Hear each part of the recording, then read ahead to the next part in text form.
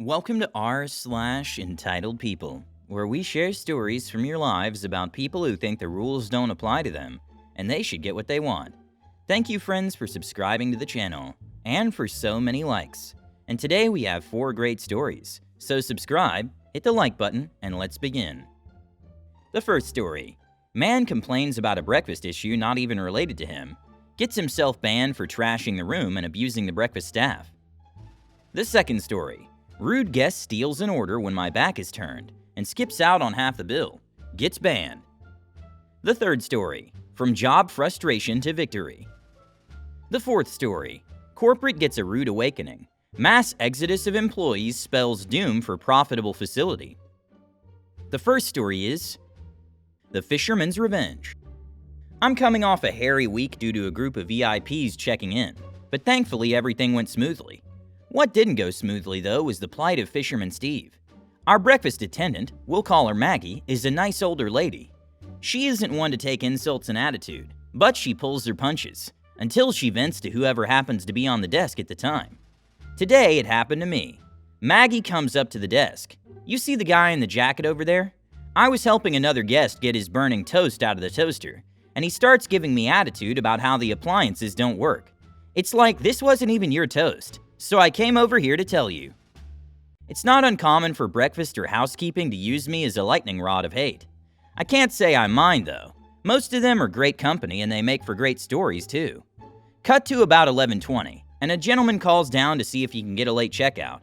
I told him noon was the latest we could do. He said okay, and that was that. Little did I know that this was Fisherman Steve. So he comes down at 1 p.m. Yes, 1 p.m., 2 hours after checkout. He comes to the desk and apologizes for the delay. I assure him it's all right. Narrator, it's not. FS, yeah, everything was great, except every time I come, that breakfast lady of yours has the nastiest attitude. Me, oh dear, I'm sorry to hear you had a bad experience. FS, yeah, we were here during a hockey tournament in the winter and got the same crap from her. No smiling, hardly any talking. 2 things triggered my BS alarm. 1, hockey tournament. Our GSM has recently worked with our director of sales to make a red flag list of teams that will not be invited back to our hotel due to past bad behavior. I have a few stories on them too. 2, it simply doesn't sound like Maggie. I've worked mornings for more than a year, and I've yet to see Maggie be nasty to anyone. Firm very occasionally, but never outright nasty. And this conversation would have been fine enough. Just toss another one onto the list of weirder complaints I get. But no, as he's saying this, in walks Maggie, just getting something out of the snack shop just before she heads home for the day. FS, yeah, that one. That's the one. You got a bad attitude every time we stay here. Maggie, is that so? FS, yeah, you're never smiling. I was here in the winter and you were just awful to us. Maggie, it takes one to know one. My brain is like, alright, I'ma head out. But my body felt the need to stay between them should Maggie actually kick this dude's sorry butt. I pointedly hand the gentleman his receipt and thank him for his stay. He takes his kids with him, muttering something along the lines of, "Don't worry, boys, she'll be in the ground in the next 5 to 10 years anyway." Personally, that was enough for me to ban this guy. You just don't go saying nasty stuff like that to staff about our own. We are hosting you. You are in our house, not the other way around. But it gets better. My GM comes out getting ready to run some errands. My head housekeeper and I are at the desk, and I relay what just happened to the GM. HH, the room is nasty. There's sand and gravel all over the place, and I think someone peed in the tub. My GM sighs. Alright, slap a cleaning fee on too. Update 2. Okay, now you're DNR'd for real this time. As I type, I'm waiting for Fisherman Steve to check out. It's noon and checkout time was at 11. He got let back in again last night for another fishing trip nearby.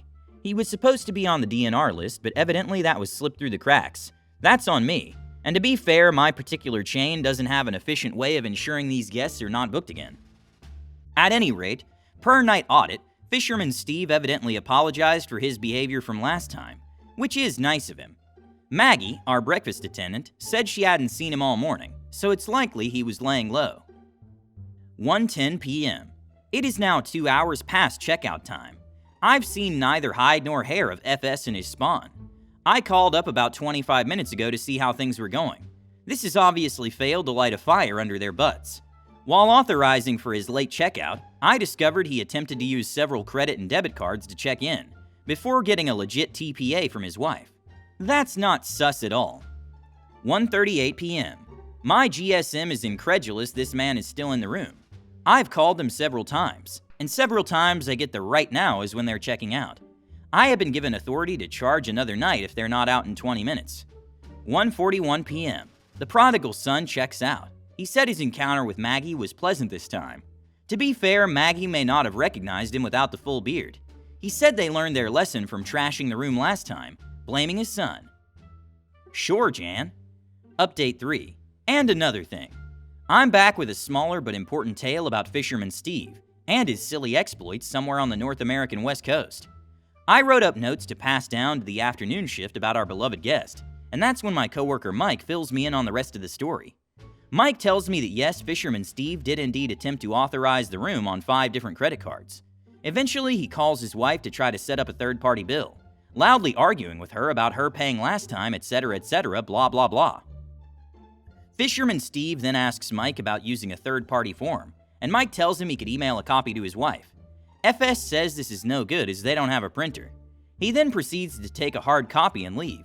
He lives in a town an hour and a half away from where I'm standing right now.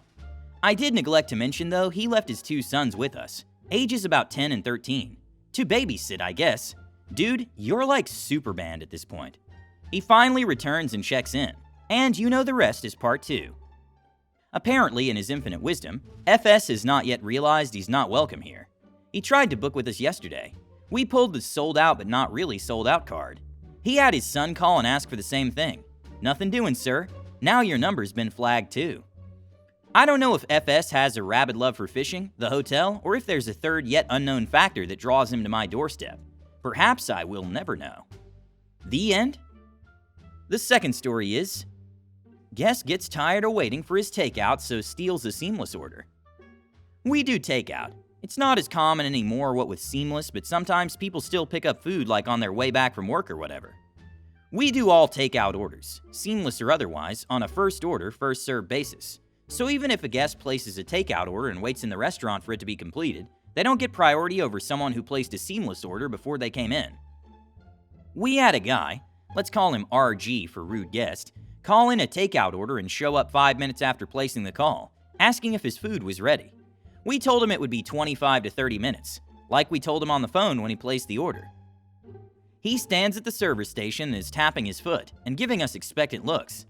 Meanwhile, a seamless driver comes in, wearing his yellow reflective vest and bike helmet, so clearly a delivery driver. We say, for Hannah, driver confirms. We hand him 2 bags of food. RG goes crimson. Hey, I was here before that guy. He just walked in. I explained the recipient of that order placed it before he arrived. He shoots back that the guy had only just walked in when he got food, but rather than try and explain seamless to him, I say, he placed his order over the phone like you did. That shuts RG up. He just says, if I have to wait, you might as well get me a beer. Fine. I smile and grab him one. Unfortunately, professors from my college have started to frequent my restaurant, so I have to be extra careful about how I handle these situations. 5 minutes later, another seamless order is finished up, and we put it on the counter. Keep in mind, RG has been here for a total of 10 minutes, and placed his order 15 minutes ago. This is egregious. I've been here so long I've lost track of time. Go back and check on my food right now. Up to this point, I'd been having a good day, so I was hoping I'd finish out the shift without any fights. I go in the back, ask how long on his food, and lucky for both of us, they were ahead and finishing it early. I went out and told him it would be out in 2 minutes. He said finally, oh, and by the way, I'm gluten-free. He's polished off his beer, by the way, but we don't often have special dietary requests, so I give him the benefit of the doubt and assume someone else in his party is gluten-free, or maybe it takes more than one beer to trigger his allergy. I don't know much about gluten sensitivity. I asked if he communicated this request to the person who took his order. He said he figured it was assumed. Rather than ask why in the world we would assume he was gluten-free, I checked his order. Of course, he ordered a quesadilla, flour tortilla tacos, and a tart dessert made with gluten. I go back and explain to him and start to say we'll remake it free of charge. Manage your policy on food sensitivities, even if they didn't say anything beforehand. He doesn't let me get that far though. He's pounding his fist on the station ranting about how restaurants are required to provide gluten-free options, Not true, and that he's calling the Better Business Bureau. I repeat to him we're remaking it. He says, great. At this rate, maybe I'll have it before the birth of my first grandchild. I just ignore him at this point because there's nothing more I could do, but make things worse. A party of 8 comes in, booked by 2 regulars who made the reservation weeks ago for a birthday celebration, so I jump in to help my colleague get them settled.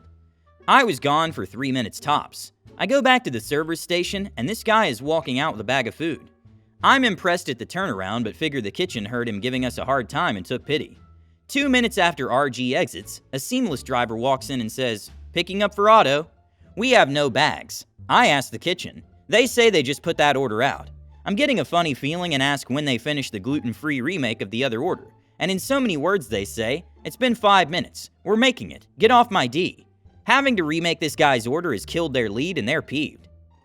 So his order isn't finished. He walked out with a seamless order he knew wasn't his, and every item in the order contained gluten, and it was twice the price of the meal he'd prepaid for. Having to remake the seamless plus the party of 8 order puts the kitchen behind, and the place is madness for the final hour of my shift. RG is now banned, and I hope he or someone in his party really did have a gluten sensitivity so he couldn't eat a bite of it. The next story is some good news for me. I landed a job at a party supply business right around the corner, literally within 3 minutes of where I live. I could skateboard, bike, walk to work and not even break a sweat. I've been looking for jobs similar to what I've had in the past, which is mostly driving and delivery, so this is par for the course. They make about $500K a month in season, and I'd be paid $16 an hour starting. The interview is typical. We're looking for the outgoing type. You really got to treat this job like your life depends on it. This isn't just a 9 to 5. This is a full-time gig. The lady really drove home the fact that I'd have to be available at all hours of the day, since rental equipment would need to be delivered and retrieved at any time. What got me was that she told me that sometimes I'd be delivering 4 to 5 hours away from home, and I might need to stay in a hotel from time to time. After telling her that I have a 6-month-old baby, she also told me that they're looking for about 25 drivers for the season, since they laid off most of them last year. I told her that I'd really need about $18 an hour for something so demanding, but that was quickly ignored. So I took the job, did the test, and I start tomorrow. This lady even had the nerve to call me at 8 p.m. tonight to remind me of the time that I'd need to be there. I immediately think to myself, this is the kind of place that's going to hound me off the clock. So they're expecting me at 10 a.m. tomorrow. What they don't know is that I called a good friend of mine shortly after that lady called me, to catch up with him, and he offered me $19 an hour to work with or under him instead. He said he goes fishing on his lunch break. We can talk bluegrass and country music since we're both musicians. I can finally look forward to working since I'll have a friend with me. I immediately took the position. I can now afford to keep paying for an overpriced apartment. I'm still struggling, but this is literally the best news I've had in a long, long while. I didn't tell this company that they're going to need to find someone else. They can go suck. And the last story is, corporate at my former job effed around. Today they found out. I left my job about a year ago. They were talking about starting a weekend rotation that would change every month, working one day with one random day off during the week, not even giving us 2 days in a row. I left after that because I knew what was coming, and I was right. Increased productivity requirements, demands to perform our jobs in ways that are not clinically appropriate or ethical. All around, do more with less attitude with no raises in sight. The last day for 3 of the employees there was Friday. Today, 3 more gave their notice, including the director of the department. Another one expected to give notice within the next 2 weeks. The entire department is falling apart in their only profitable facility in the state. Losing 6 to 7 staff out of a usual full-time roster of 12 will have massive ramifications. You absolutely 100% love to see it. I hope you enjoyed these stories. Hit the like button and subscribe to the channel. Have a good day.